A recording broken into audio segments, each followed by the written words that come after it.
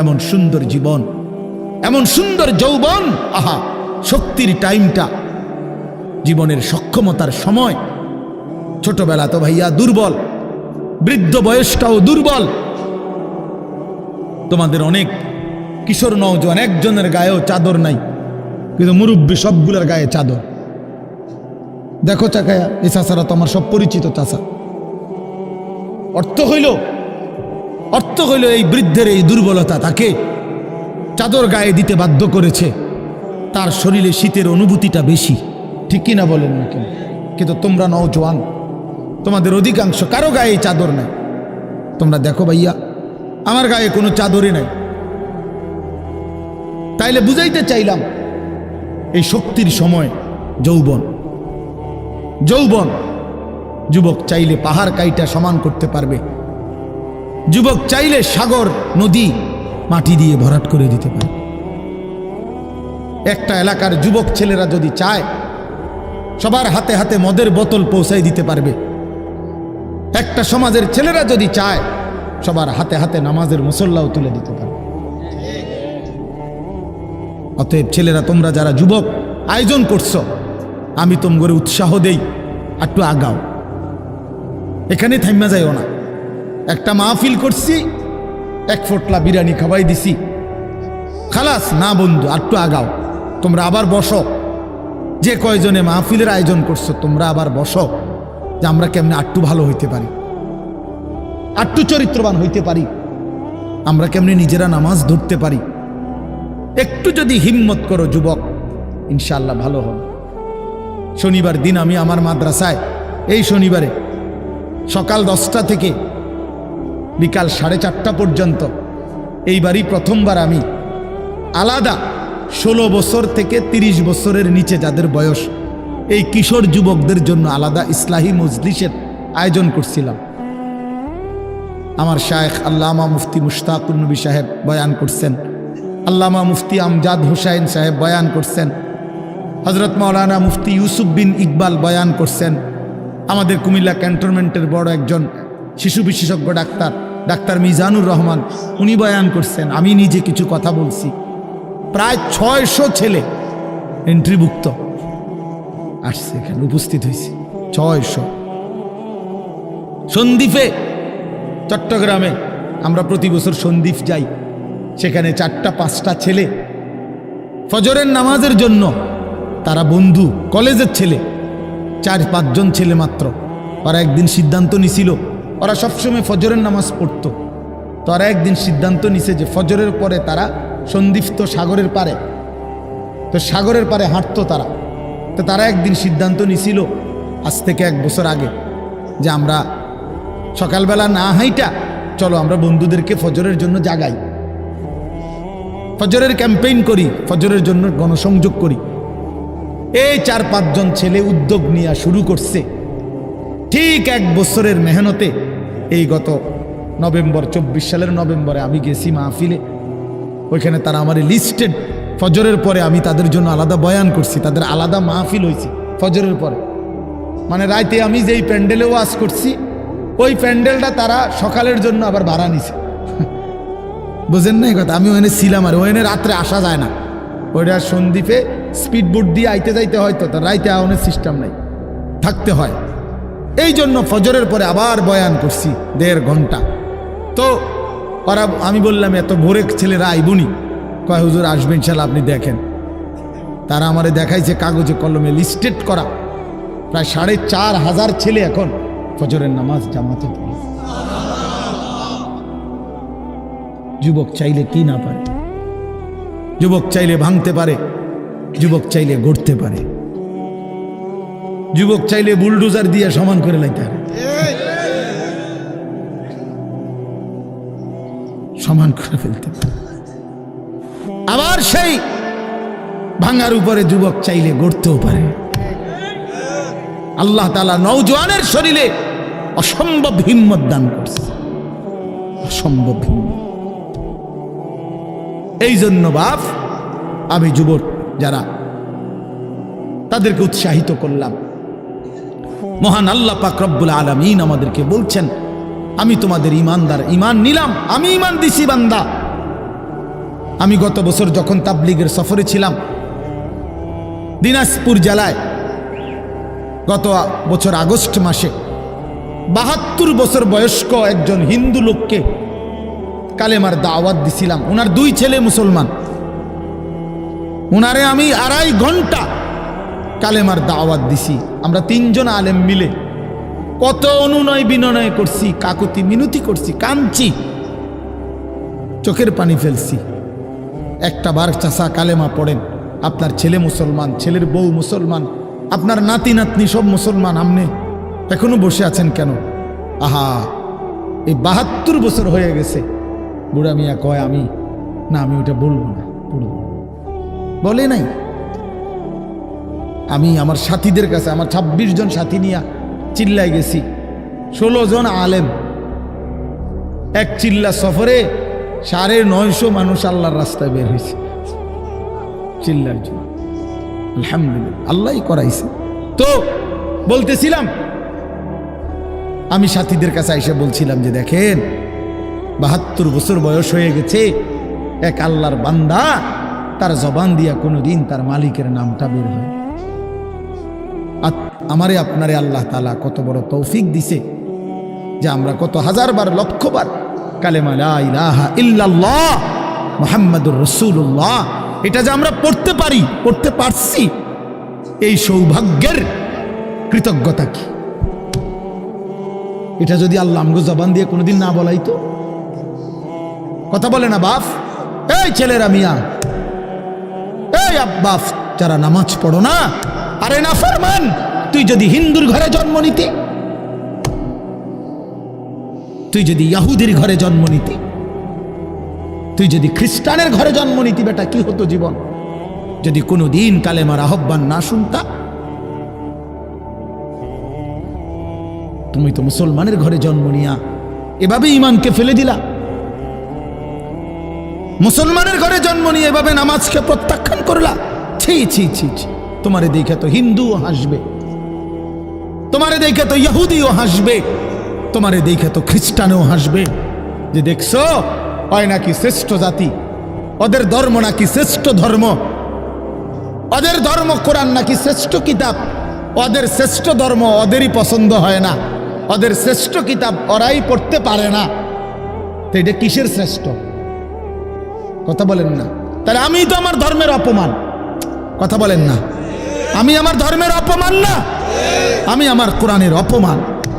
এজন্য তোমরা যারা বেনামাজি ছেলে, তোমরা ধর্মের অপমান।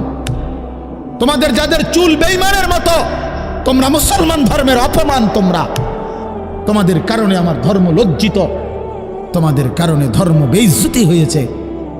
তোমরা ইসলামকে অপমানিত করলা, আল্লাহকে অপমানিত করলা, আমার নবীর শ্রেষ্ঠতম 23 বছরের আদর্শকে তোমরা অপমানিত করলা। এই অপমানের বিচার আল্লাহ করবে, মনে রাখো, ছেড়ে দিবে না বাপ। আল্লাহ কোরআনে বলছে, বান্দা আমি 1 সেকেন্ড ছাড়বো না, আমি হিসাব নিব। তুমি আমারে কি মনে করছো বান্দা? বাদুগা খাওয়াইছি দেখিয়া তুমি মনে করছো আমি মাতি না? হ্যাঁ, কিটা মনে করছো? এ পেশাব পায়খানার ভাত তুমি মনে করছো আমি কিছুই বলবো না, কিছুই বলবো না। তুমি জানো না ফেরাউনকে শোয়াইছে কে? তুমি জানো না কারুনকে শোয়াই দিছে কে? তুমি জানো না নমরুদ সাদ্দাতকে নিশ্চিহ্ন করে দিয়েছে কে? তুমি শোনো নাই? তুমি আন্দাজ করো নাই আমি আল্লাহ কেমন? এই পৃথিবীর কত অবাধ্য জাতিকে আমি আল্লাহ ধ্বংস করে দিয়েছি, শোনো নাই? কই, গোটা পৃথিবীর সমস্ত আধুনিক প্রযুক্তি থাকার পরেও তো বাবা আমেরিকার ওই বেঈমানরা, ক্যালিফোর্নিয়ার লস অ্যাঞ্জেলস তাদের একটি স্টেট আগুনে দাবানলে পুরে ছাই হয়ে গেছে। লক্ষ লক্ষ কোটি কোটি মিলিয়ন বিলিয়ন ডলারের এক এক বিল্ডিং। আপনারা মুরব্বীরা মিলিয়ন বিলিয়ন ডলার কি তাই বুঝতেন না? কয়টা আপনি 1 মিলিয়ন বিলিয়ন ডলার কত টাকা? কমপক্ষে 300 টাকার বেশি। মানে আপনি এটি বুঝতেন না, টেহাইনি এটান বুঝতেন না। কথা বুঝছেন কিনা? হ্যাঁ, আমরা কিতাবে পড়ছি এক বুজুর্গকে, হ্যাঁ, একটা জিনিস দামি ওনার কাছে ছিল, তো ওনার কাছে বলছি এটা আপনি বিক্রি করে দেন। কত মূল্য? উনি বলছে 100 দিরহাম, 100 টাকা। তখন উনি যখন বিক্রি করে দিছে, ওনারে 100 দিরহাম দিছে, তো অন্য কেউ ওনারে পরে বলছে, হায় হায় জনাব, আপনি তো বহুত বড় ঠকছেন, মাত্র 100 টাকা দাম চাইলেন, এটার দাম তো আরো অনেক। তো উনি বলছেন, আল্লাহর কসম, 100 টাকার উপরে, 100 দিরহামের উপরে কোনো সংখ্যা আছে? আমার তো এটা জানা নেই, আমার তো এর উপরে কিছু জানা নাই। হ্যাঁ, আমার মেজো বোনের বিয়ে যখন হয়েছিল, মেজো বোন, আমি তখন প্রাইমারি শেষ করে মাদ্রাসায় ভর্তি হয়েছি, এই সময় আমার বোনের বিয়ে হয়েছে। তো বোন জামাই যখন ওই আগে ছোটবেলায় বিয়ের দিন বোন জামাই যখন আসছে, তখন শরবত খাওয়াইছি যে গেইটে নাকি, তখন কিছু টাকা দিতে হয় না, যে শরবত খাওয়ায় তারে। তো আমারে 100টা টাকা দিছে উনি প্রথম। তো এগুলা নাকি ওনার কাছে আরো টাকা ছিল, তো এগুলো ওই আরো একটু সাফাসাফি করলে আরো দেয়, আরো কিছু দেয়, না মানলে আরো দেয়, এমনি এমনি নিয়ম ছিল।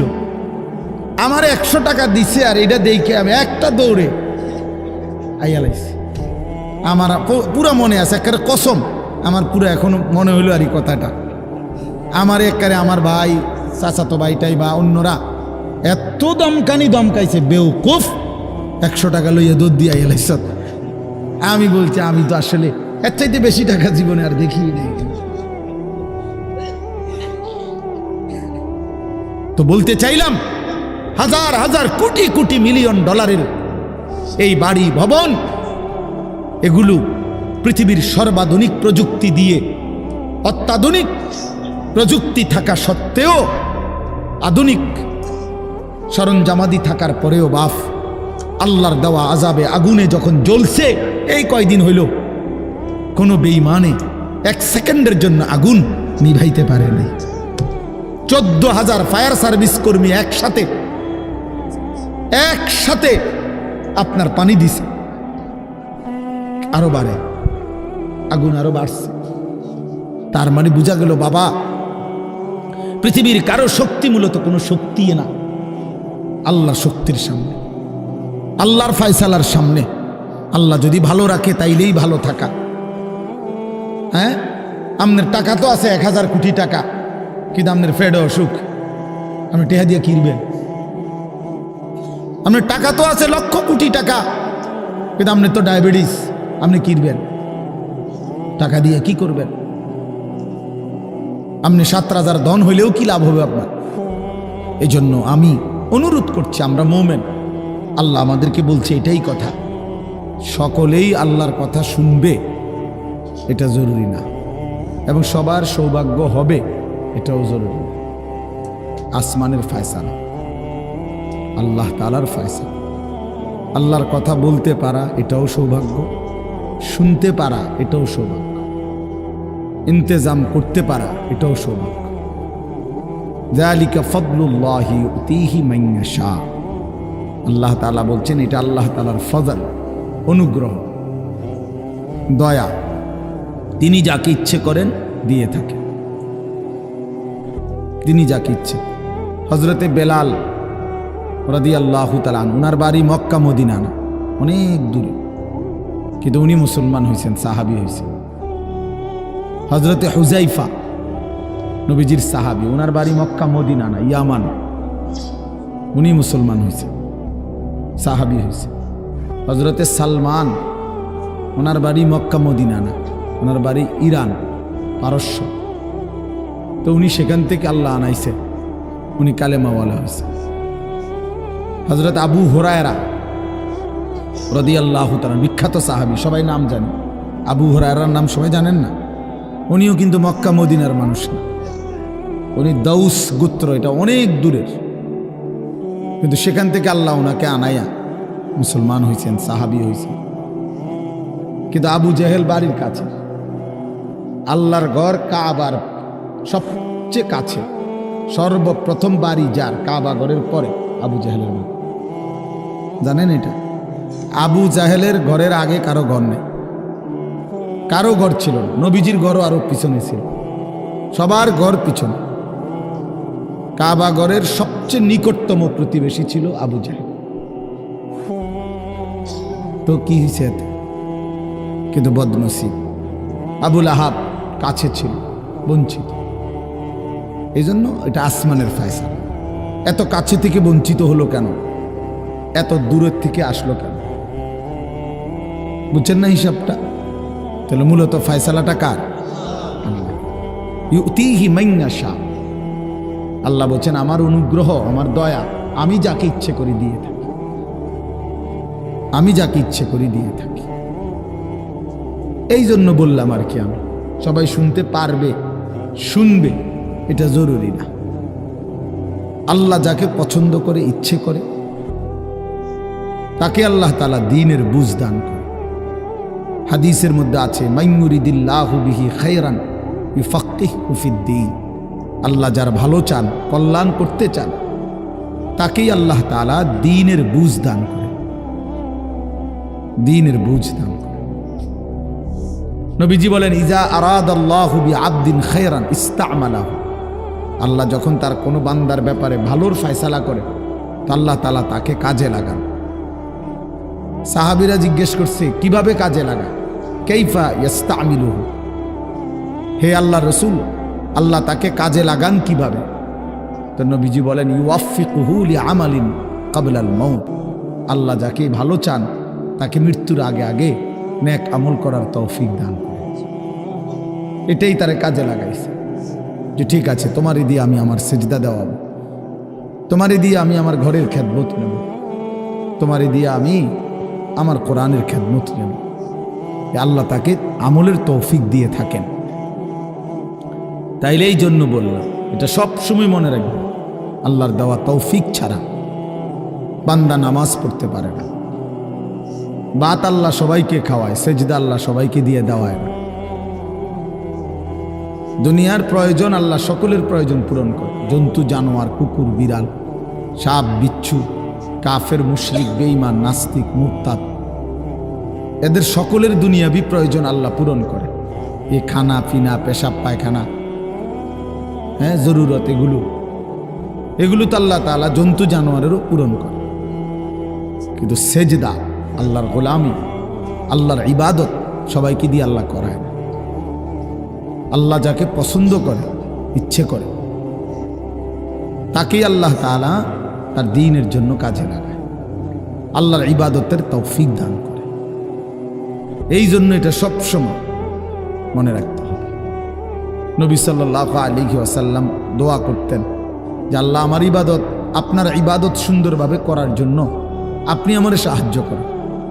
আপনি সাহায্য না করলে হবে না, আপনি তৌফিক না দিলে হবে না। আল্লাহুম্মা লা মানিআ লিমা আ'তাইত। আপনি দিলে বাধা দিবে কে? আপনি না দিলে দিবে কে? আপনাকে বাদ দিয়ে কারো কোনো চেষ্টায় কি লাভ হবে? কোনো লাভ হবে না। এই জন্য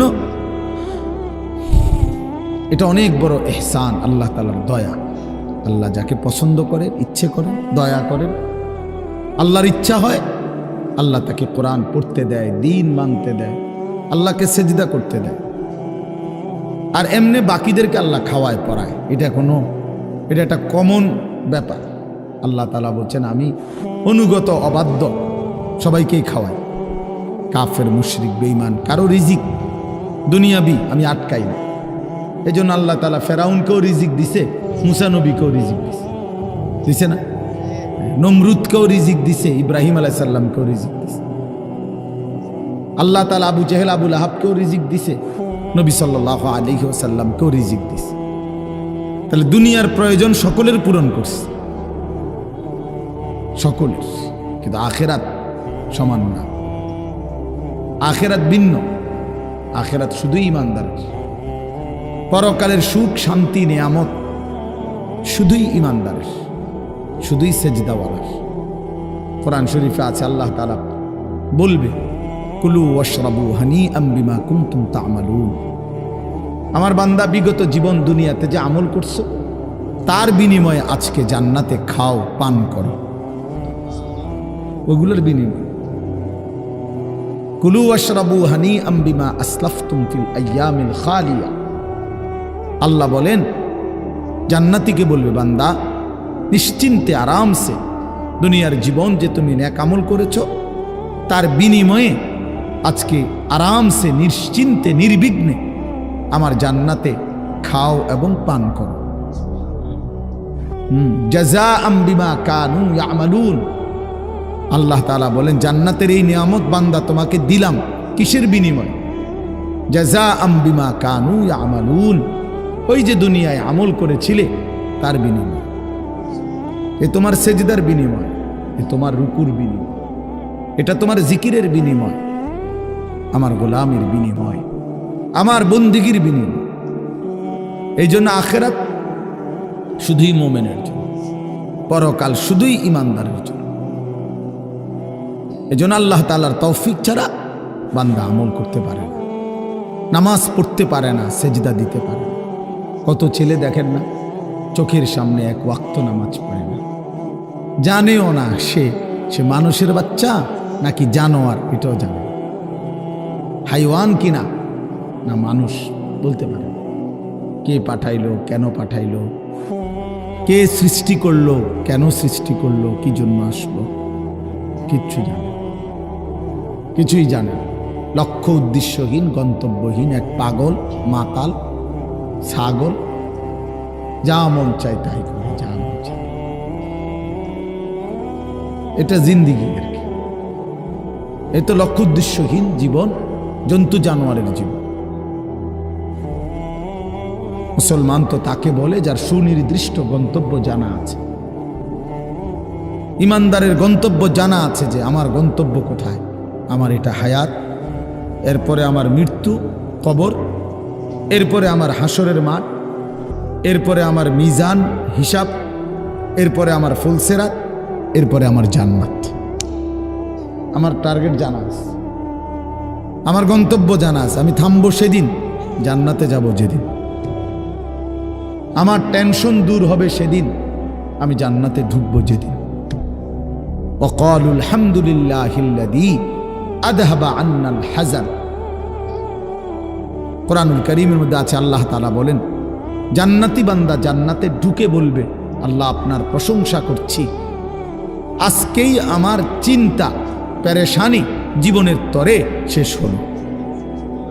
আজ আমি জান্নাতে ঢুকলাম, এবার আমি নিশ্চিন্ত হলাম, নিশ্চিন্ত হলাম, আর কোনোদিন এই জান্নাত থেকে বের হতে হবে না। আল্লাহ তাআলা বলছেন, আর কখনোই এখান থেকে বের হইতে হবে না।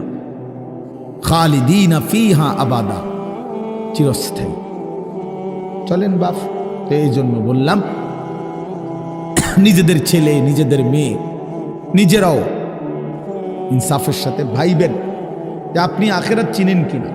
আপনার ছেলে মেয়েগুলো যেই জীবন পরিচালনা করতেছে, এতে কি মনে হয়, এতটুকু আন্দাজ করা উচিত যে আমার ছেলে আসলে আখিরাত চিনে কিনা, আমার ছেলের সামনে কোনো গন্তব্য আছে কিনা, নাকি এই মোবাইল, নারী, ছবি, জিনা, ব্যভিচার, মদ, জুয়া, নাচ, গান, উলঙ্গ দৃশ্য, হালাল হারামের কোনো বাজ বিচার নাই, পাক নাফাকের কোনো বাজ বিচার নাই, লজ্জা শরম হায়া কিচ্ছু নাই। যখন যা মন চায় খাইতেছে, হ্যাঁ, যা মন চায় তাই করতেছে। তো এই খামখেয়ালি জীবন, যখন যা মন চায় তাই, হালাল হারাম, জায়েজ না জায়েজের জীবন, যার পার্থক্য নাই। আল্লাহ তাআলা কোরআনে বলছে, তার উদাহরণ হলো ফামাসালুহু কামাসালিল কাল, কুত্তার মতো। হ্যাঁ, এটা কোরআন শরীফের আয়াত। ওই জীবন কুত্তার জীবন, কুকুরের জীবন। এই জন্য আমি সবসময় এটা বুঝি, বেনামাজির জিন্দেগি কুত্তার জিন্দেগি। এই ফজরের নামাজ না পড়ে যে জানোয়ারগুলো ঘুমায় থাকে, এগুলা কুকুরের জিন্দেগি। খালাস। এই সুদখোরগুলো যে জিন্দেগি কাটায়, এগুলো কুকুরের জিন্দেগি। এই হারামখোরগুলো যে জীবন কাটায় এটা জানোয়ারের জীবন। কোরআন শরীফের আয়াত এটা। ওয়াত্তাবাআ হাওয়াহু ফামাসালুহু কামাসালিল কালব। আল্লাহ বলছে মনের ইচ্ছা মতো যে চলে, আল্লাহর হুকুমের পরোয়া করে না, হালাল হারাম এর পার্থক্য যে মানে না, আল্লাহ বলছে তার উদাহরণ কামাসালিল কালব, কুত্তার মতো, কুকুরের মতো। ইন তাহমিল আলাইহি ইয়ালহাস আও তাতরুকহু ইয়ালহাস। আল্লাহ বলছে কুকুরের স্বভাব, দৌড়ানি দিল জিব্বা লম্বা করে হাঁফায়, ছেড়ে দিল দাঁড়ায়া দাঁড়ায়া জিব্বা লম্বা করে হাঁফায়, জিব্বা লম্বা করে হাঁফায়, এমন করে। এ কুকুরের স্বভাব। পেলেও অতৃপ্ত, না পেলেও অতৃপ্ত, থাকলেও অশান্তি, না থাকলেও অশান্তি। কারণ হারাম করছে, নাফরমান যে, আল্লাহর অবাধ্য যে, পাক নাফাক, হালাল হারাম। যার কাছে সুদ আর ব্যবসা একই রকম মনে হয় সে কি মানুষ নাকি? যার কাছে আপন বউ পরের মহিলা সমান মনে হয়, নিজের বউও দেখে, মানুষের ভিডিও দেখে, তো তার কাছে কি কোনো হালাল হারামের পার্থক্য আছে কি? তো সে জানোয়ার না তো জানোয়ার কে? সে জানোয়ার না তো জানোয়ারটা কে? তাইলে বলে ইনসাফের কথা বলে, নাহলে বিচারে কর কি কয়। এই জন্য এটা সবসময় মনে রাখবেন, জওয়ান হন আর বুড়া হন, আমি হই আর আপনি হন, হালাল হারামের পার্থক্য যার মধ্যে নাই, কুকুরের মধ্যে কোনো হালাল হারামের পার্থক্য নেই, কুকুরের মধ্যে পাক নাফাকের কিছু নেই, কারণ যেহেতু সে জানোয়ার। কিন্তু মানুষ যে ইনসান, তার সৃষ্টিগত সত্তার মধ্যে হালাল হারামের অনুভূতি থাকতে হবে। মুসলমান তাকেই বলবে যার মধ্যে জায়েজ না জায়েজের পার্থক্য আছে, হালাল হারামের অনুভূতি আছে, পাক নাফাকের অনুভূতি আছে। কোরআনুল কারীমে আল্লাহ তাআলা এটা বলছেন। এজন্য নবীজি বলছেন আল হালালু বাইয়িন ওয়াল হারামু বাইয়িন। যেটা হালাল এটা স্পষ্ট, যেটা হারাম এটাও স্পষ্ট। নবীজি বলেন আমি অন্ধকারে রেখে যাই নাই উম্মতকে, একটা সেকেন্ডের জন্য আমি আমার উম্মতকে আড়ালে রেখে যাই নাই, সব কিছু আমি স্পষ্ট বলেছি। হালালগুলোও পরিষ্কার করে দিছি, হারাম যা তাও স্পষ্ট করে দিয়েছি। 24 ঘন্টার যাবতীয় কর্মকাণ্ড আমি আল্লাহ স্পষ্ট করে দিয়েছি। ওই দেখেন ওই অপদার্থ ছেলেটার দিকে দেখেন, এক নজরে মোবাইলের দিকে তাকায় রয়েছে, কারে বলে কি ওয়াজ করে এর কোনো খবর। এটা ধরে রাখছে মোবাইল, এক নজর একদিকে খালা। এবার ওয়াজ হয়, কারে বলে কি বলে, আমার এত কিছু দরকার, আমি আর আমার মোবাইল। এই জিন্দেগি, এই ছেলে পেলেদের আকসারের জীবন এটা। 24 ঘন্টা পৃথিবীতে তার একটাই জিনিস, সেটা হলো একটা মোবাইল। এটাই তার মা, এটাই তার বাবা, এটাই তার আত্মীয়, এটাই তার স্বজন। মোবাইলেই হাসে, মোবাইলেই কাঁদে, মোবাইলেই আবেগ, মোবাইলেই অনুভূতি, সব কিছু জীবনের মোবাইলটার উপর। কোত্থেকে আসলো, কে বানাইলো, কে সৃষ্টি করলো, কেন পাঠাইলো, কে আমারে বানাইলো, আমি কোত্থেকে আসলাম, কেন রাত হয়, কেন দিন হয়, আমার কোনো দায়িত্ব আছে কিনা আমার আল্লাহর পক্ষ থেকে, কিচ্ছুর কোনো সামান্যতম বুঝ বুদ্ধি আকল দিমাগ কিচ্ছু। 365 দিন, এক বছরে কোনো দিন নামাজ পড়ে না, তারও কিছু মনে পড়ে না, কেউ তারে মনে করাইও দেয় না। কই তার বাপ কেনা, তার মা কি, কেউ একটু বলেও না যে কিরে বাপ তুমি যে এক ওয়াক্ত নামাজ পড়ো না, তুমি মুসলমানের বাচ্চা হইলা কেন, তুমি মানুষের বাচ্চা হইলা কেন। তার মা একটাবার বলে না, মায়ে কেমন, সন্তানেই কেমন। আমার খুব আফসোস লাগে, এটা খুব আফসোস লাগে। মাঝে মাঝে মনটা চায় যে কি আসলে কি মুসলমান এত পাষাণ হইল কেমন? বাপে কেমন, সন্তানেই কেমন, মাই কেমন, মেয়েটাই কেমন। কেউ পর্দা করেন, মাও বেপর্দা, মেয়েও বেপর্দা। বাপ ফুত জি ছেলে মেয়ে সবাই মিললে টেলিভিশন চায়, একসাথে নাচ গান নর্তকের ছবি নাটক সিনেমা দেখতেছে। ছি ছি ছি ছি, কত নিকৃষ্ট মুসলমান, কত বেশরম বেহায়া নির্লজ্জ হইলে এত বড় বেশরম হইতে পারে? আত্মমর্যাদা, আত্মসম্মান,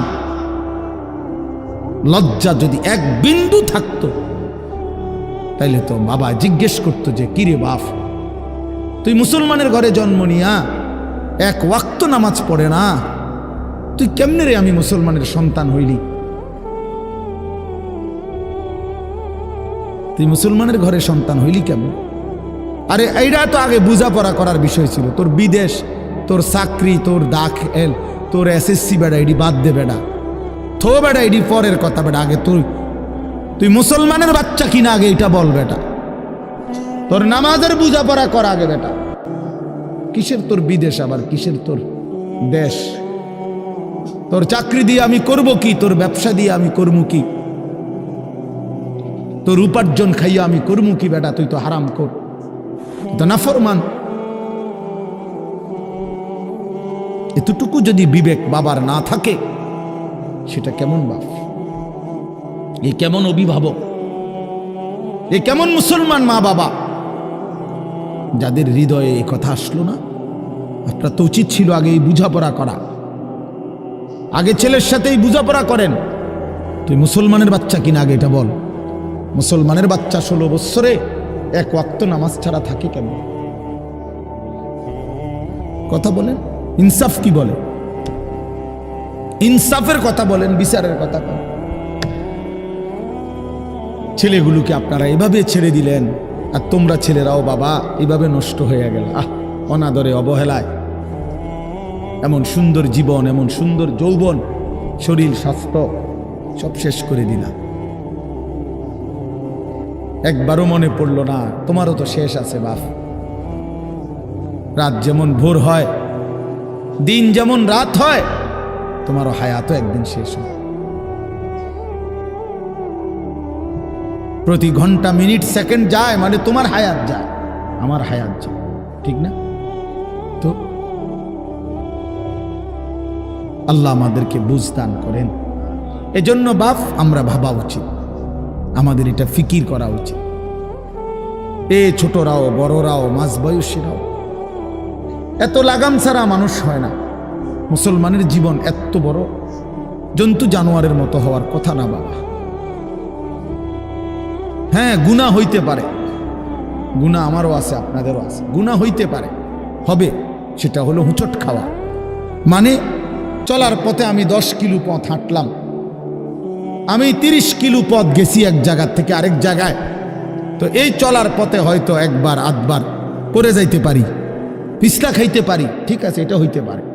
কিন্তু আমি বুঝি 30 কিলোমিটার একেবারেই ফিরে রইলাম, পিছলা খাইয়া রইলাম, তাহলে ভুল আমার হইতে পারে, গুনাহ আমার হইতে পারে। আমার 6 মাসে কোনোদিন নামাজ ছুটে যাইতে পারে।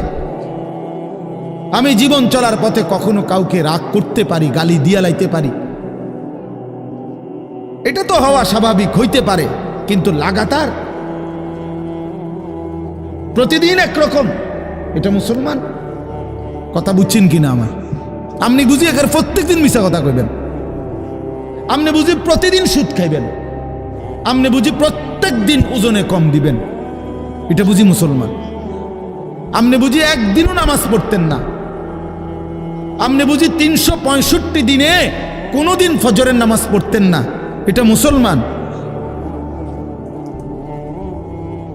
তো এটা তো হুচট খাওয়া না, এটা তো গাদ্দারি, এটা তো ইচ্ছা করে ঠান্ডা মাথায় ধীরে সুস্থে ভেবে চিনতে আল্লাহর সাথে গাদ্দারি করতেছে, আল্লাহরে বুড়া আঙ্গুল দেখাইতেছে যে দেখো কইলা কেন সেজদা দিতাম না, চাই কিতা করতাম। আল্লাহ বলবে অসুবিধা নাই বান্দা, বাতে না খাও, আর তো বেশি কিছু না, দুগা খানাই তো খাও আর ঘুম যাও, খানা তো কুত্তাও খায়। তবে মনে রাখো কবরে আইসো একটা লাথি দেওয়া মু ফেরেস্তারে দিয়া, একটা লাথি, এক লাথিতে বুঝবা আমার নাফরমানির শাস্তি কি। কাল্লা সাউফা তা'লামুন সুম্মা কাল্লা সাউফা তা'লামুন। আল্লাহ বলে বান্দা কবরে আইসো, আমি বুঝায় দেব আমার নাফরমানির শাস্তিটা কি। ফেরেশতা দুই কান বরাবর। আল্লাহর নবী বলছেন নাফরমানের কবরে ফেরেশতা ফায়াদরিবু দারবাতান বাইনা উযুনাইহি, দুইটা কান বরাবর ঘাড়ের মধ্যে প্রত্যেকটা আঘাত করবে লোহার হাতুড়ি দিয়ে। ফায়াসিহু সাইহাতান, নাফরমান কবরে এত জোরে চিৎকার করবে ইয়াসমাউহা মান ইয়ালিহি ইল্লা সাকালাইন। আল্লাহর নবী বলেন দুনিয়াবাসী মানুষ এবং জিন ব্যতীত আল্লাহর সব সৃষ্টি ওই বেঈমানের কবরের চিৎকার শুনতে পাবে, এমন জোরে চিৎকার দিবে। একটা একটা আঘাত এভাবেই চলবে কিয়ামত পর্যন্ত, এভাবেই চলবে কিয়ামত পর্যন্ত। আল্লাহর নবী সাল্লাল্লাহু আলাইহি ওয়াসাল্লাম বলেন নাফরমান পাপীকে যখন কবরে রাখা হবে, তিনটা প্রশ্নের উত্তর যখন নাফরমান দিতে পারবে না, সাথে সাথে কবর তারে এত জোরে একটা চাপ দিবে, একটা চাপ দিয়া ডান পাশের মাটি বাম দিকে, বাম দিকের মাটি ডান পাশে চলে আসবে। হাত্তা তাখতালিফা আদলাউহু, আল্লাহর নবী বলেন ডান পাশের পাঁজরের হাড্ডি ভাইঙ্গা বাম পাশে ঢুকে যাবে, বাম পাশের হাড্ডিগুলো ভাইঙ্গা ডান পাশে ঢুকে যাবে। নবীজি দেখায়া দিছে হাত্তা তাখতালিফা আদলাউহু, এইভাবে দুই আঙ্গুল একটা যেমন আরেকটার মধ্যে ঢুকে যায়, আল্লাহর নবী বলেন এভাবে পাঁজরের হাড্ডি একটা আরেকটার মধ্যে ঢুকে যাবে। কি বাপ মনে করছো তোমারে এমনে এমনে ছেড়ে দিব? কি মনে করছো যার ভাত খাইলা তার বুঝি হিসাব দিতে হবে না? কি মনে করছো মুফত এটা? হ্যাঁ, কার পানি পান করেছো, কার ভাত খেয়েছো, কার আসমান, কার জমিন, কার চন্দ্র, কার সূর্য ব্যবহার করেছো বান্দা? কার এটা? তোমার আব্বার? শরীরটা তোমার বাপের নি, চোখ নাক কান তো তোমার আল্লাহর। আলাম নাজআল লাহু আইনাইন ওয়া লিসানান ওয়া শাফাতাইন। আল্লাহ বলে বলো না বান্দা আমি কি দুইটা চোখ দেই নাই? ওহ বাবা কথা কই, আমি কি জিহ্বাটা দেই নাই? আমি কি দুইটা ঠোঁট দেই নাই? তো উত্তরে কি বলবেন যে না দেন নাই? কি বলবেন? কথা বলেন। তো এই কথা বলার হিম্মত আছে কারো যে আল্লাহ আপনি চোখ দেন নাই, আপনি ঠোঁট দেন নাই? কারো সাহস আছে কিনা এটা বলার? তাইলে আল্লাহই তো দিয়েছেন। আলাম নুসিহ জিসমাকা, হাদিসে আছে নবীজি বলেন আল্লাহ জিজ্ঞেস করবে হাসরের মাঠে বান্দা বলো না আমি কি তোমার শরীরটা সুস্থ রাখি নাই? ওয়া নুরভিকা মিনাল মা, আমি কি প্রতিবার তৃষ্ণার্ত অবস্থায় তোমারে আমি আল্লাহ তো আমি কি পানি পান করাই নাই? আমি তো পানি পান করিয়েছিলাম, আমি তো তৃষ্ণা নিবারণ করেছিলাম, আমি তো ক্ষুধার চাহিদা পূরণ করেছিলাম, আমি তো কায়নাতের সূর্য চন্দ্র আলো বাতাস দিয়েছিলাম। ওয়াজআলনা নাওমাকুম সুবাতা, আল্লাহ বলে সারাদিনের ক্লান্তি দূর করার জন্য রাত্রি গভীরের ঘুম আমি আল্লাহই তো বানিয়েছি। ওয়াজআলনাল লাইলা লিবাসা, অন্ধকার কালো চাদর দিয়ে ঢেকে পৃথিবীটাকে অন্ধকারাচ্ছন্ন করে দিয়েছি আমি আল্লাহই তোমার ঘুমের উপযুক্ত পরিবেশের জন্যে। আবার দিনের বেলা আলোকিত করে দিয়েছি তোমার উপার্জনের সুবিধার জন্যে। রাতে তুমি ঘুমাইবার জন্য অন্ধকার করে দিয়েছি। দিনে তুমি রোজগার করবা এই জন্য আলোকিত করে দিয়েছি। সুবহানাল্লাহ। ওয়াজআলনান নাহারা মাআশা, উপার্জনের জন্য দিন বানিয়েছি, ঘুমাইবার জন্য রাত বানিয়েছি।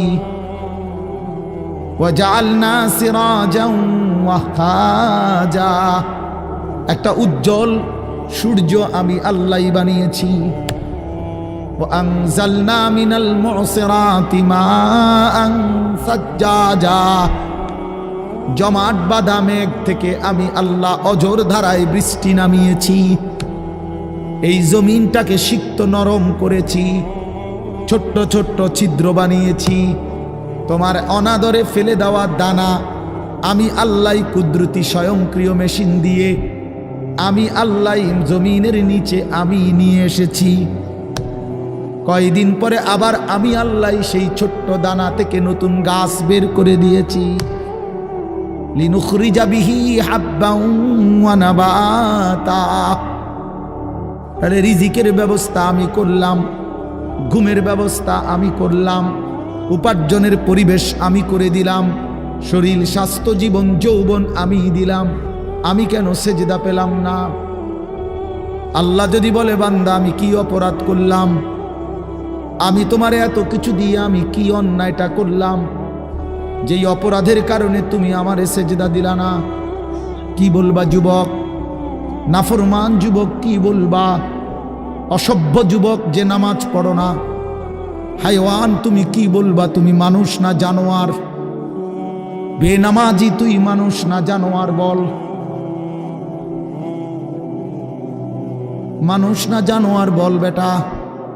অনেক বেহায়া এখনো হাসে এইখানে, এত বড় অসভ্য বেহায়া, এই বেহায়া এখনো হাসে। চিন্তা করছো নি?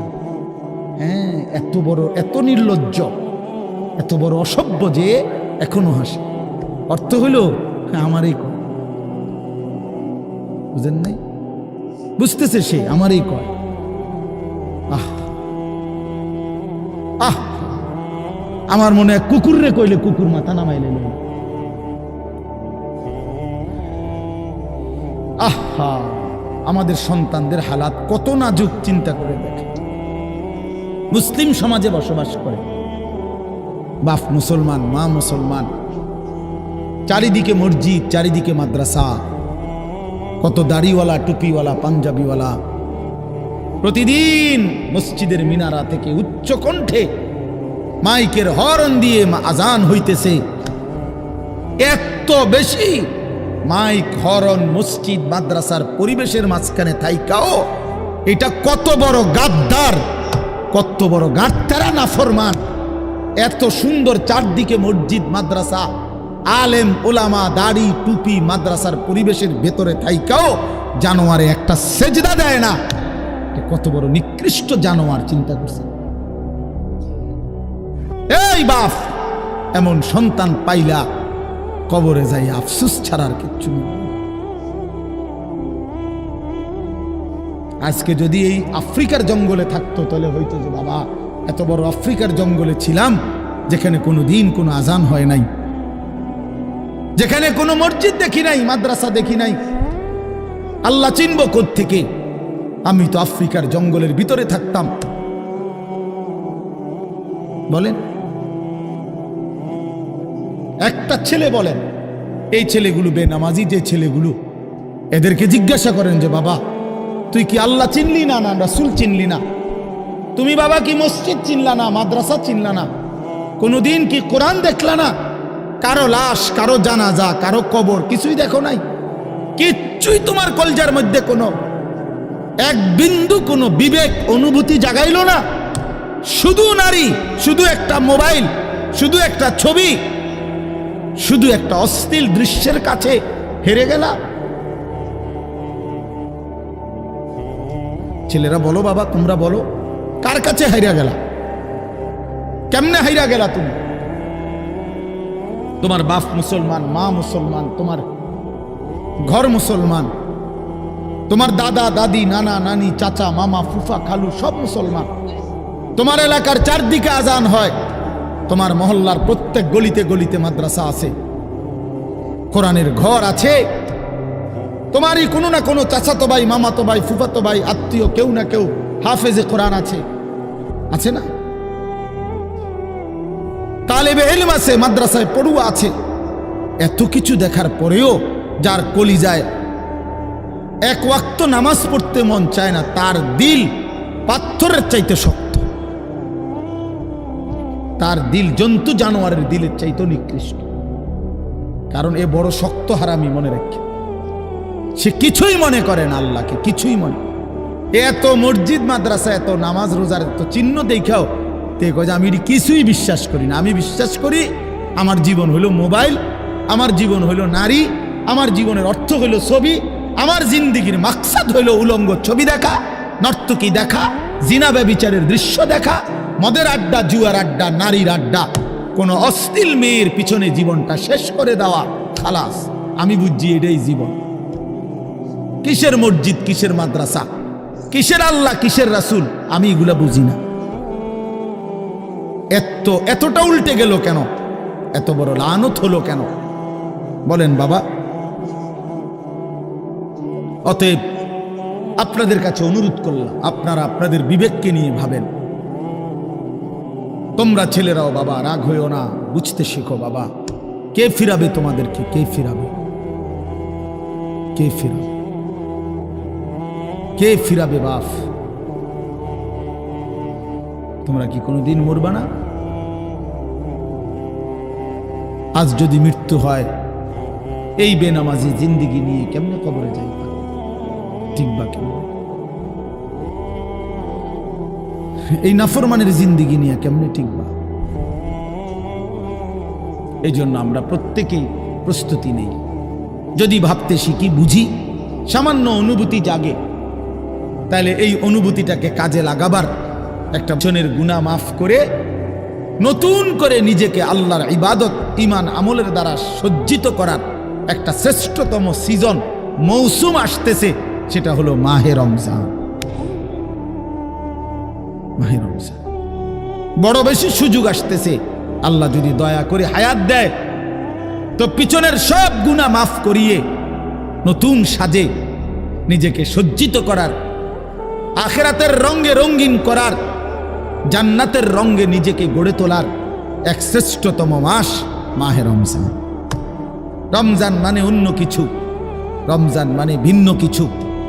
রমজান মাসে মানে নিজেকে বদলানোর মাস, রমজান মানে নিজেকে পরিবর্তনের মাস, রমজান মানে নিজেকে আখিরাতের রঙে রঙিন করার মাস, রমজান মানে আল্লাহ তাআলার মহব্বতে, রাসূলুল্লাহ সাল্লাল্লাহু আলাইহি ওয়াসাল্লামের মহব্বতে ডুবে যাওয়ার মাস।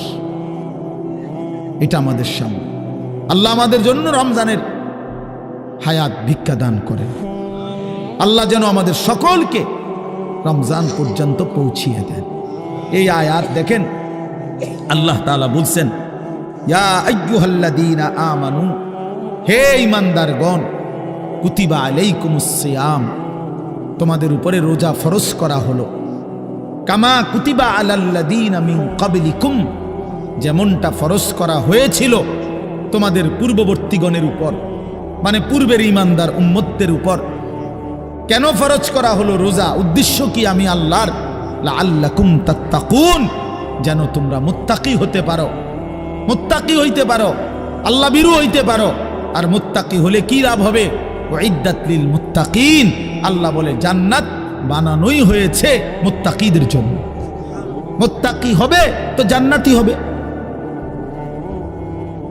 জান্নাতি হবে। এই আয়াতটার অল্প একটু কথা, আমি এই আয়াতটাই পড়ছি, সূরা বাকারার 183 নম্বর আয়াত, দ্বিতীয় পারা, দ্বিতীয় সূরা। এটার উপর আর একটু কথা বললে আমার কথা শেষ। আমরা আমাদের যদি পরিবর্তন চাই, পরিবর্তনের সুযোগ মাহে রমজান।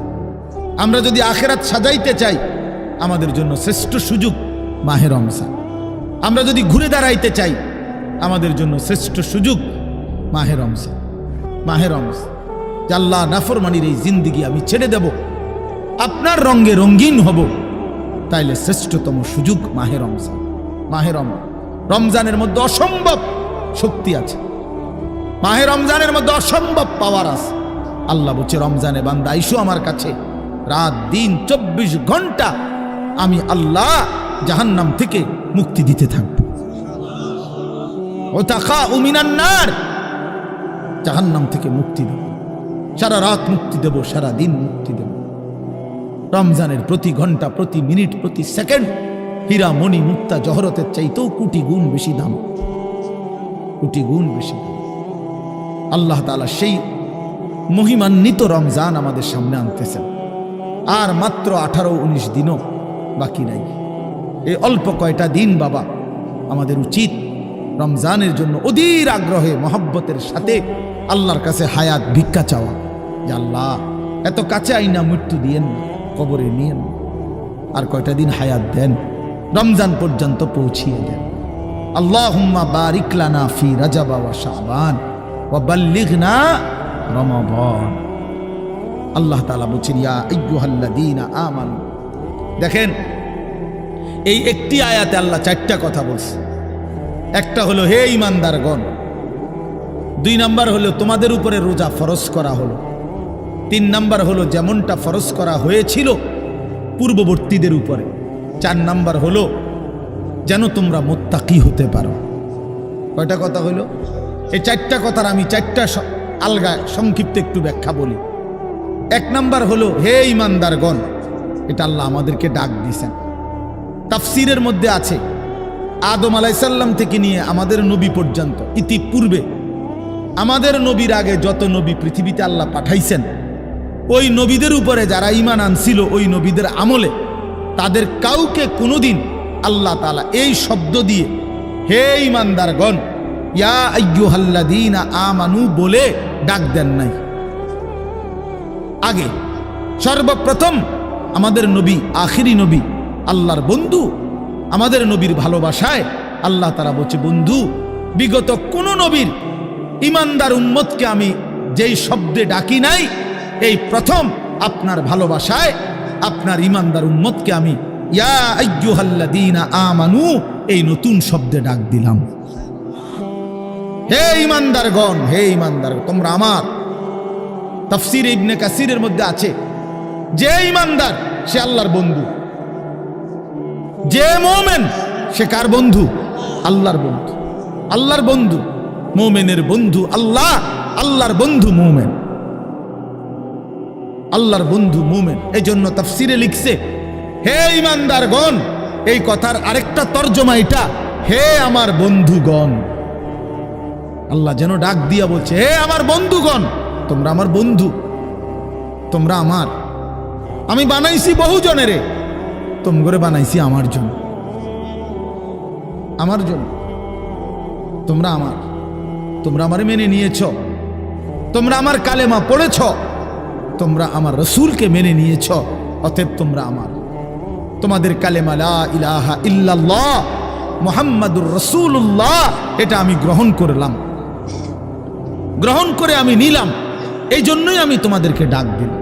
তুমি বলছো আমি এনে ভর্তি হমু, ওই যে আমারে মোহাম্মদে বলছে, তার ছোট ভাই হাফেজ মুশাররফ কয়, আমার আজকে বললো যে হুজুর ভর্তি করামু আপনার মাদ্রাসায়, তো কি কোন সময় আমু, ফরম নিয়ম কানুন কি? আমি এত কথা তোমার দরকার কি, হাতে ভর্তি হইব সারছে তো আর কি।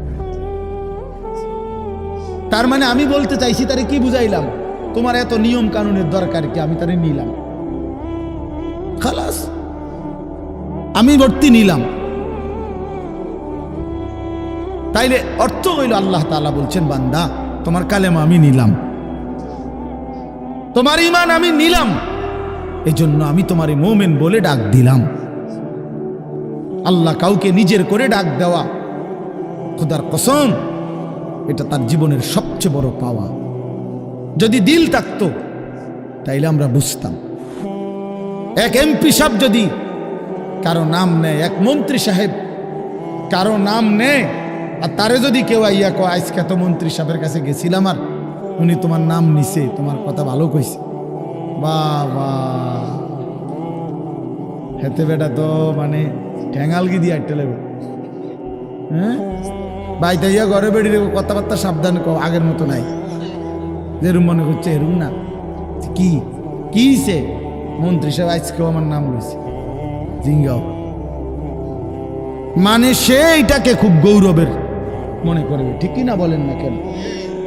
সবার কাছে ঘুরে ঘুরে বলার চেষ্টা করবে আমি কিন্তু মন্ত্রীর পরিচিত।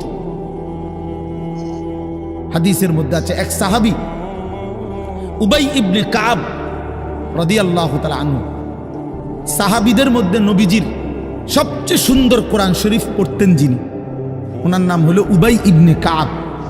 তো এই উনি নবীজি একদিন উনাকে বলছেন এই সাহাবীকে যে উবাই এদিকে আসো, তুমি আমারে কোরআন শরীফ পড়ে শোনাও, বুঝছেননি? তখন ওই সাহাবী একটু লজ্জিত হয়ে বলতেছি, ইয়া রাসূলুল্লাহ, আমি আপনার সামনে কোরআন পড়বো? অথচ কোরআন তো আমরা আপনার থেকেই শুনি, কোরআন আপনার উপরেই নাজিল হয়, আমি কোন সাহসে আপনার সামনে কোরআন পড়ি? তো নবীজি বললেন, শুনো, মহান আল্লাহ পাক রব্বুল আলামিন জিব্রাইল পাঠাইয়া তোমার নাম নিয়া বলছে তোমার কাছ থেকে আমি কোরআন শুনতে। এই আমরা স্পষ্ট হাদিসে পড়ছি, বিশ্বাস করেন। এই সাহাবী এটা শুই না 3 বার জিজ্ঞাসা করছে নবীজিরে, আওয়াসাম্মানি আল্লাহ, ইয়া রাসূলুল্লাহ বললেন কি আমার আল্লাহ আমার নাম নিছে? আমার নাম? আর কোন কি আপনি? নবীজি বলল, হ তোমার নামে তো দিছে। উনি আবার জিজ্ঞাসা করছে, ইয়া রাসূলুল্লাহ সত্যি বলছেন আমার নাম নিয়েছেন আল্লাহ? বলছে, হ তোমার নাম। আবার জিজ্ঞাসা করছেন, হাদিসের স্পষ্ট শব্দ আছে ফাবাকা। 3 বারের পরে এই সাহাবী খুশিতে আনন্দে চিৎকার করে কাঁদতে শুরু করছে আর বলতেছি, ইয়া রাসূলুল্লাহ, এক গোলামের কি পরিমাণ সৌভাগ্য, তার মুনিব তার নাম নিয়েছে। তা আমরা আমাদের কালেমার কি পরিমাণ সৌভাগ্য, আমরা একবার বলেছি কালেমা, আল্লাহ আমাদেরকে ডাক দিছে, ইয়া আইয়ুহাল্লাযীনা আমানু, হে আমার কালেমা ওয়ালারা, তোমরা আমার, তোমরা আমার, আমি তোমাদের ঈমান নিলাম, আমি তোমাদেরকে ডাক দিলাম। এক মুমিনের কি পরিমাণ খুশি হওয়া উচিত আপনি শুনেন। 29 নম্বর পারায় একটা সূরা আছে, সূরায়ে মুরসালাত। এই যে এর আগে একটা সূরা আছে সূরায়ে দাহার, কোরআনুল কারীমের 76 নম্বর সূরা, 2 পৃষ্ঠাওয়ালা ছোট সূরা।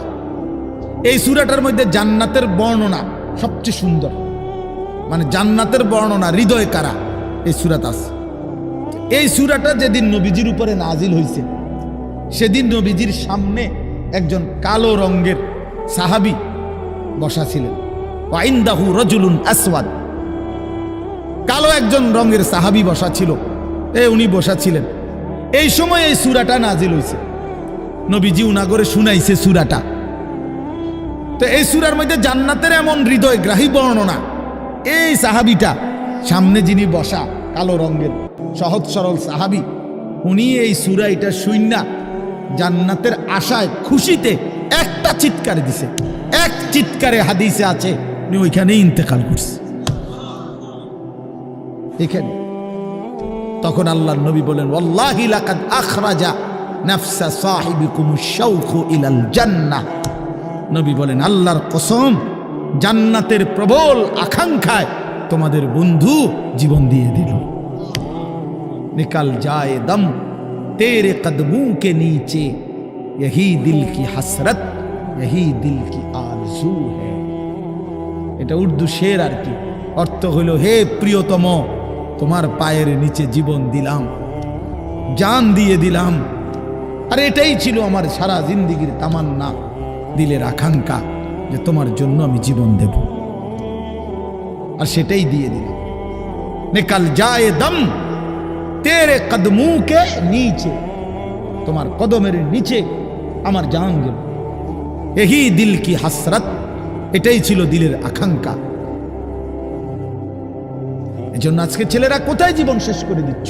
এমন সুন্দর জীবন, এমন সুন্দর যৌবন, আহা, শক্তির টাইমটা, জীবনের সক্ষমতার সময়। ছোটবেলা তো ভাইয়া দুর্বল, বৃদ্ধ বয়সটাও দুর্বল। তোমাদের অনেক কিশোর নওজোয়ান একজনের গায়েও চাদর নাই, কিন্তু মুরব্বী সবগুলোর গায়ে চাদর। দেখো চাকায়া, এই চাচারা তো আমার সব পরিচিত চাচা। অর্থ হইল এই বৃদ্ধের এই দুর্বলতা তাকে চাদর গায়ে দিতে বাধ্য করেছে। তার শরীরে শীতের অনুভূতিটা বেশি, ঠিক কিনা বলেন না কেন? কিন্তু তোমরা নওজোয়ান, তোমাদের অধিকাংশ কারো গায়ে চাদর নাই। তোমরা দেখো ভাইয়া, আমার গায়ে কোনো চাদরই নাই।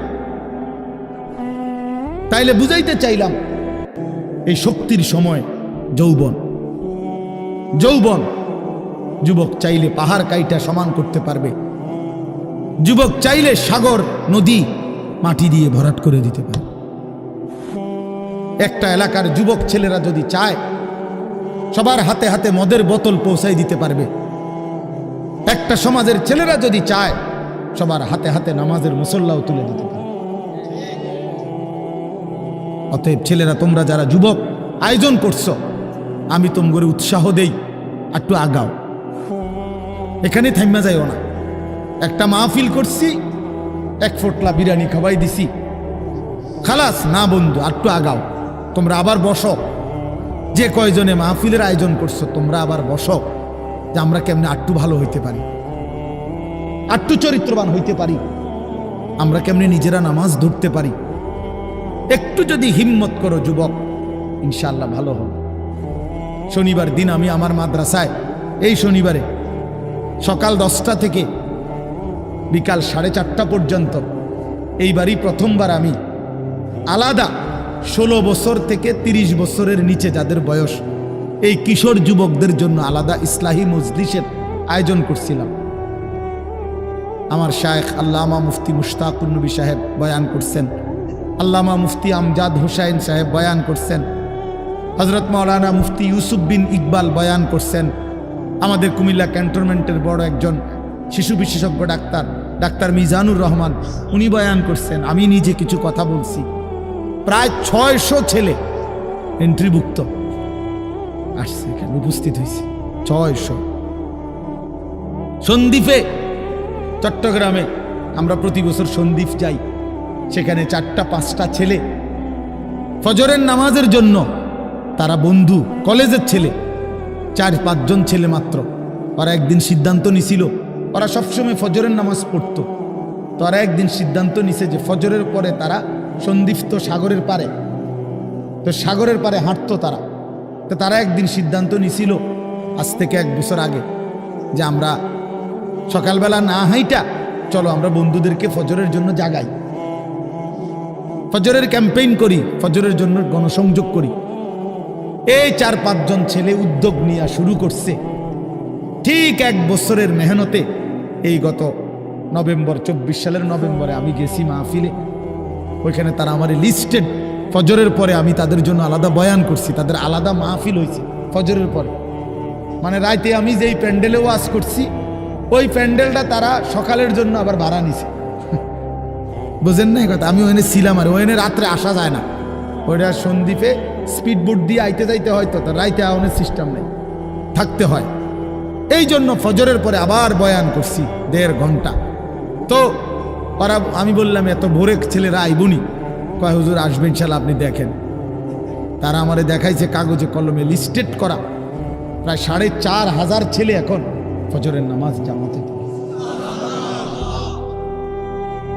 যুবক চাইলে কি না পারে, যুবক চাইলে ভাঙতে পারে, যুবক চাইলে গড়তে পারে, যুবক চাইলে বুলডোজার দিয়ে সমান করে লাইতে পারে, সমান করে ফেলতে পারে। আবার সেই ভাঙার উপরে যুবক চাইলে গড়তেও পারে। আল্লাহ তাআলা নওজোয়ানের শরীরে অসম্ভব হিম্মত দান করছে, অসম্ভব হিম্মত। এই জন্য বাপ, আমি যুবক যারা, তাদেরকে উৎসাহিত করলাম। মহান আল্লাহ পাক রব্বুল আলামিন আমাদেরকে বলছেন, আমি তোমাদের ইমানদার, ইমান নিলাম, আমি ইমান দিছি বান্দা। আমি গত বছর যখন তাবলীগের সফরে ছিলাম দিনাজপুর জেলায়, গত বছর আগস্ট মাসে 72 বছর বয়স্ক একজন হিন্দু লোককে কালেমার দাওয়াত দিছিলাম। ওনার 2 ছেলে মুসলমান। ওনারে আমি 2.5 ঘন্টা কালেমার দাওয়াত দিছি। আমরা 3 জন আলেম মিলে কত অনুনয় বিনয় করছি, কাকুতি মিনতি করছি, কাঁদছি, চোখের পানি ফেলছি। একটা বার চাচা কালেমা পড়েন, আপনার ছেলে মুসলমান, ছেলের বউ মুসলমান, আপনার নাতি নাতনি সব মুসলমান, আপনি এখনো বসে আছেন কেন? আহা, এই 72 বছর হয়ে গেছে। বুড়া মিয়া কয় আমি ওটা বলবো না। বলে নাই।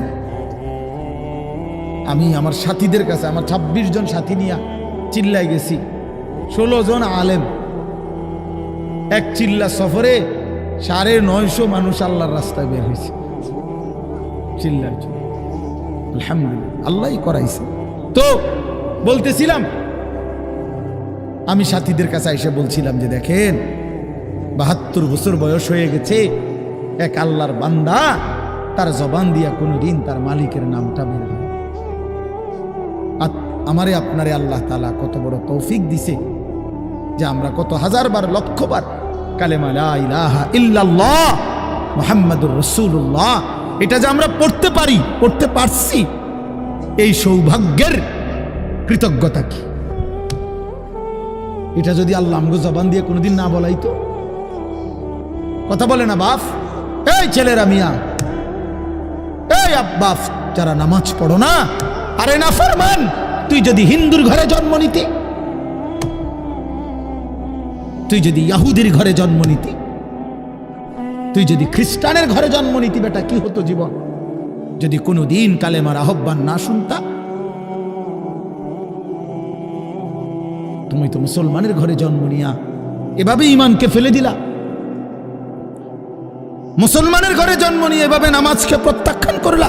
ছি ছি ছি ছি, তোমারে দেখে তো হিন্দুও হাসবে, তোমারে দেখে তো ইহুদিও হাসবে, তোমারে দেখে তো খ্রিস্টানও হাসবে, যে দেখছো হয় নাকি শ্রেষ্ঠ জাতি, ওদের ধর্ম নাকি শ্রেষ্ঠ ধর্ম, ওদের ধর্ম কোরআন নাকি শ্রেষ্ঠ কিতাব, ওদের শ্রেষ্ঠ ধর্ম ওদেরই পছন্দ হয় না, ওদের শ্রেষ্ঠ কিতাব ওরাই পড়তে পারে না। তো এটা কিসের শ্রেষ্ঠ?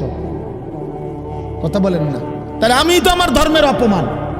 কথা বলেন না, আমি আমার ধর্মের অপমান না, আমি আমার কোরআনের অপমান। এজন্য তোমরা যারা বেনামাজি ছেলে, তোমরা ধর্মের অপমান। তোমাদের যাদের চুল বেঈমানের মতো, তোমরা মুসলমান ধর্মের অপমান। তোমাদের কারণে আমার ধর্ম লজ্জিত, তোমাদের কারণে ধর্ম বেইজ্জতি হয়েছে। তোমরা ইসলামকে অপমানিত করলা, আল্লাহকে অপমানিত করলা, আমার নবীর শ্রেষ্ঠতম 23 বছরের আদর্শকে তোমরা অপমানিত করলা। এই অপমানের বিচার আল্লাহ করবে, মনে রাখো, ছেড়ে দিবে না বাপ। আল্লাহ কোরআনে বলছে, বান্দা আমি 1 সেকেন্ড ছাড়বো না, আমি হিসাব নিব। তুমি আমারে কি মনে করছো বান্দা? বাদুগা খাওয়াইছি দেখিয়া তুমি মনে করছো আমি মাতি না? হ্যাঁ, কিটা মনে করছো? এ পেশাব পায়খানার ভাত তুমি মনে করছো আমি কিছুই বলবো না, কিছুই বলবো না। তুমি জানো না ফেরাউনকে শোয়াইছে কে? তুমি জানো না কারুনকে শোয়াই দিছে কে? তুমি জানো না নমরুদ সাদ্দাতকে নিশ্চিহ্ন করে দিয়েছে কে? তুমি শোনো নাই? তুমি আন্দাজ করো নাই আমি আল্লাহ কেমন? এই পৃথিবীর কত অবাধ্য জাতিকে আমি আল্লাহ ধ্বংস করে দিয়েছি, শোনো নাই? কই, গোটা পৃথিবীর সমস্ত আধুনিক প্রযুক্তি থাকার পরেও তো বাবা আমেরিকার ওই বেঈমানরা, ক্যালিফোর্নিয়ার লস অ্যাঞ্জেলস তাদের একটি স্টেট আগুনে দাবানলে পুরে ছাই হয়ে গেছে। লক্ষ লক্ষ কোটি কোটি মিলিয়ন বিলিয়ন ডলারের এক এক বিল্ডিং। আপনারা মুরব্বীরা মিলিয়ন বিলিয়ন ডলার কি তাই বুঝতেনও না? কয়টা আপনি 1 মিলিয়ন বিলিয়ন ডলার কত টাকা? কমপক্ষে 300 টাকার বেশি। মানে আপনি এটি বুঝতেনও না, টেহাইডি এটা বুঝতেনও না। কথা বুঝছেন কিনা? হ্যাঁ, আমরা কিতাবে পড়ছি এক বুজুর্গকে, হ্যাঁ, একটা জিনিস দামি ওনার কাছে ছিল, তো ওনার কাছে বলছি এটা আপনি বিক্রি করে দেন। কত মূল্য? উনি বলছে 100 দিরহাম, 100 টাকা। তখন উনি যখন বিক্রি করে দিছে, ওনার 100 দিরহাম দিছে। তো অন্য কেউ ওনারে পরে বলছে, হায় হায় জনাব, আপনি তো বহুত বড় ঠকছেন, মাত্র 100 টাকা দাম চাইলেন, এটার দাম তো আরো অনেক। তো উনি বলছেন, আল্লাহর কসম, 100 টাকার উপরে, 100 দিরহামের উপরে কোনো সংখ্যা আছে? আমার তো এটা জানা নেই, আমার তো এর উপরে কিছু জানা নাই। আমার মেজো বোনের বিয়ে যখন হয়েছিল, মেজো বোন, আমি তখন প্রাইমারি শেষ করে মাদ্রাসায় ভর্তি হয়েছি, এই সময় আমার বোনের বিয়ে হয়েছে।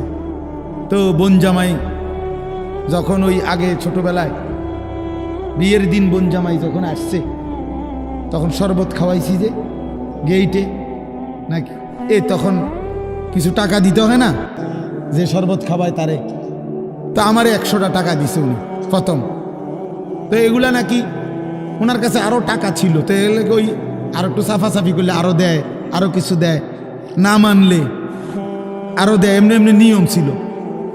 আমার 100 টাকা দিছে, আর এটা দেখে আমি একটা দৌড়ে আইয়ালাইছি। আমার পুরো মনে আছে, একেবারে কসম, আমার পুরো এখনো মনে হইলো আর এই কথাটা। আমার একেবারে আমার ভাই, চাচাতো ভাইটাই বা অন্যরা এত দমকাইছে, বেউকুফ, 100 টাকা লইয়া দুধ দিয়ে আইয়ালাইছ। আমি বলছি, আমি তো আসলে এর চাইতে বেশি টাকা জীবনে আর দেখি নাই। তো বলতে চাইলাম, হাজার হাজার কোটি কোটি মিলিয়ন ডলারের এই বাড়ি ভবন, এগুলো পৃথিবীর সর্বাধুনিক প্রযুক্তি দিয়ে, অত্যাধুনিক প্রযুক্তি থাকা সত্ত্বেও, আধুনিক সরঞ্জামাদি থাকার পরেও বাফ আল্লাহর দেওয়া আযাবে আগুনে যখন জ্বলছে, এই কয়দিন হইল কোনো বেঈমানে 1 সেকেন্ডের জন্য আগুন নিভাইতে পারে নাই। 14,000 ফায়ার সার্ভিস কর্মী একসাথে আপনার পানি দিছে, আরো বাড়ে, আগুন আরো বাড়ছে। তার মানে বোঝা গেল, বাবা, পৃথিবীর কারো শক্তি মূলত কোনো শক্তি না, আল্লাহর শক্তির সামনে, আল্লাহর ফয়সালার সামনে। আল্লাহ যদি ভালো রাখে তাইলেই ভালো থাকা। হ্যাঁ, আপনার টাকা তো আছে 1000 কোটি টাকা, কিন্তু আপনার ফেড অসুখ, আপনি টেহা দিয়ে কিনবেন। আপনার টাকা তো আছে লক্ষ কোটি টাকা, কিন্তু আপনার তো ডায়াবেটিস, আপনি কিনবেন টাকা দিয়ে? কি করবেন? আপনি 7,000 ধন হইলেও কি লাভ হবে আপনার? এই জন্য আমি অনুরোধ করছি, আমরা মুমিন, আল্লাহ আমাদেরকে বলছে এটাই কথা, তোমাদের উপরে আমি রোজা ফরজ করলাম, তোমরা আমার হুকুম মানো, তোমরা আমারে মানো বান্দা। রোজা মানে বিরত থাকা, সিয়াম মানে বিরত থাকা, তার মানে গুনাহ থেকে বাঁচো, হালাল বস্তু থেকে বাঁচো। আমি তোমাদেরকে হারাম তো হারামই, হারাম থেকে আবার ফিরাবো কেন? হারাম থেকে তো ফিরতে সারা বছরের জন্যই বলে দিছি।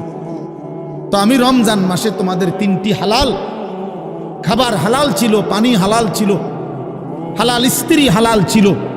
আমি রমজানের 30টা দিন, একটা মাসে তোমাদের জন্য খাদ্য, পানি, স্ত্রী, এই 3টা জিনিস হালাল বস্তু আমি হারাম করে দিলাম। যেন আমি বুঝাইতে চাইলাম যে দেখো, আমি আল্লাহ যেখানে হালালটাও হারাম করে দিলাম, সেখানে হারামটার প্রতি আমি আল্লাহর কি পরিমাণ ঘৃণা। যেখানে হালালটাই ছেড়ে দিতে বললাম, সেখানে হারামটা ধরে রাখার কোনো সুযোগ আছে? অতএব মিথ্যা, চুরি, ডাকাতি, জিনা, ব্যভিচার, মদ, জুয়া, নাচ, গান, সুদ, ঘুষ, মা বোনদের বেপর্দা জিন্দিগি ছেড়ে দেন, ছেড়ে দেন। একজন বুঝলে একজনে, কোনো অসুবিধা নাই, আমার কোনো আফসুস নাই। আমি সব সময় ফেরিওয়ালার মতো আমি বুঝি, একজনই শুনুক, একজনই যদি ভাবে আলহামদুলিল্লাহ, সংখ্যা দিয়ে আমি কি করব? বুঝেন নাই? 10 কোটি মানুষ আমারে মনে করেন আলগি দিছে, তো কি হইছে? এটা আমার কবর রাজাব মা। বাংলাদেশের একেবারে মনে করেন 50 লাখ লোক আমার চিনে, তো কি হইছে? এটা আমার কবর রাজাব মা। তো আর কি, পরিচিতি, অপরিচিতি, জনপ্রিয়তা, এগুলো কোনো বিষয় না, এগুলো কোনো মুখ্য বিষয় নয়। বিষয় হলো আল্লাহর কাছে গ্রহণ হওয়া, আখিরাতের মুক্তি পাওয়া, জাহান্নাম থেকে মুক্তি পাওয়া। অতএব আজকে এতটুকুই মূল কথা। আমরা প্রত্যেকেই এটা ভাবি আমরা মুমিন।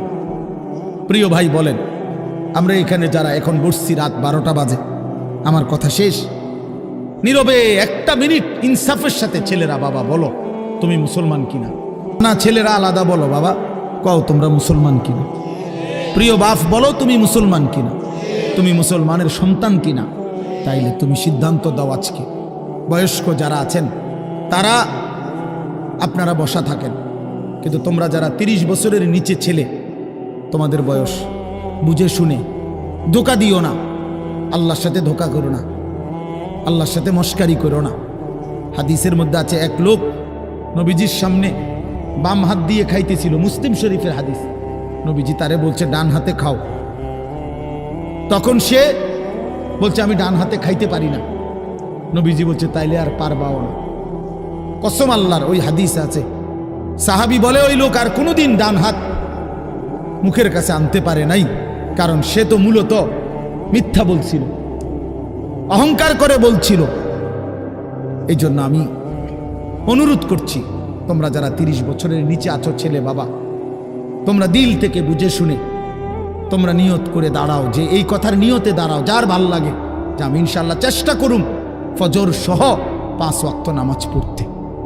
তুমি সিদ্ধান্ত নিয়ে বলো যে আমি চেষ্টা করব, আমি নারী ছবি, অশ্লীল দৃশ্য থেকে, মোবাইলের অশ্লীল ছবি থেকে নিজেকে বাঁচাইবার নিয়ত করলাম, সিদ্ধান্ত করলাম।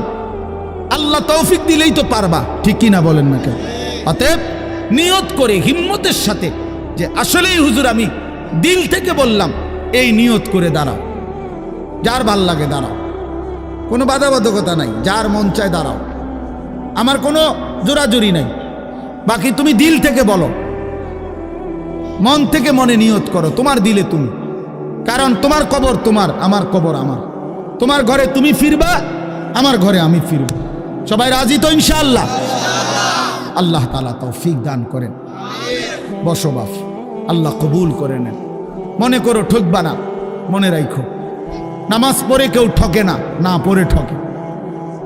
গুনাহ ছেড়ে দিয়ে ঠকবা না, বরং গুনাহ ছেড়ে দিলে দামি হইবা ইনশাআল্লাহ।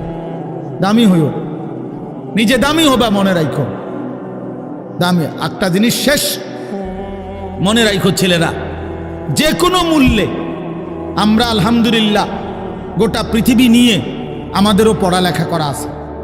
সারা পৃথিবীর হালাত আমরাও বুঝি কম বেশ। আমরা জেনারেল লাইনেও পড়ালেখা করছি, কুমিল্লা ভিক্টোরিয়া কলেজ থেকে মাস্টার্স পাস করছি, সরকারি আলিয়া মাদ্রাসা থেকে কামেল পাস করছি, কওমি মাদ্রাসা থেকে দাওরায়ে হাদিস পাস করছি। তাহলে মাটির তলে থাকি না, পৃথিবীর নিয়ে আমরাও গবেষণা ভাবি। কাজে সারা পৃথিবীর যেই পরিস্থিতি বর্তমান এবং আমাদের কোরআন সুন্নাহর যেই ভাষ্য, এই সবগুলো বিশ্বাস করো, একত্রে মিলাইলে এ কথা আমাদের কাছে একেবারে স্পষ্ট।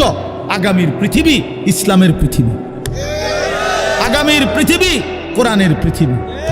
মনে রাখো বললাম বাপ, তুমি দেখবা, তোমার হায়াতেই দেখবা ইনশাআল্লাহ। এখন যাদের বয়স এই 20, 25, 26, 28, যাদের বয়স 12, 15, তোমরা ইনশাআল্লাহ আগামীর ইসলাম দেখবা, কালেমার বিজয় দেখবা। তোমরা শুনবা যে ফিলিস্তিন বিজয়ী, তোমরা শুনবা সারা পৃথিবীতে কালেমার পতাকা উড়েছে, তোমরা শুনবা ইউরোপ আমেরিকার শক্তি নিশ্চিহ্ন হয়ে গেছে, তোমরা শুনবা ইসরায়েলের কুত্তারা পরাজিত হয়ে গেছে। সেদিন বুঝবা ইমানদারি দামি, সেদিন বুঝবা চরিত্রবান ছেলেটাই দামি, সেদিন বুঝবা নামাজি ছেলেটাই দামি। আর যারা চরিত্র নষ্ট করে ফেলেছ, তুমি ফালতু কোনো না কোনো সিফাত কুনাত পইরা থাকবে। এই জন্য আমরা দয়া করি ইনশাআল্লাহ প্রত্যেকেই আমরা ইনশাআল্লাহ নামাজ পড়বো তো ইনশাআল্লাহ। ভালো হও, চরিত্রবান হও, নিজের জীবন গঠন করো।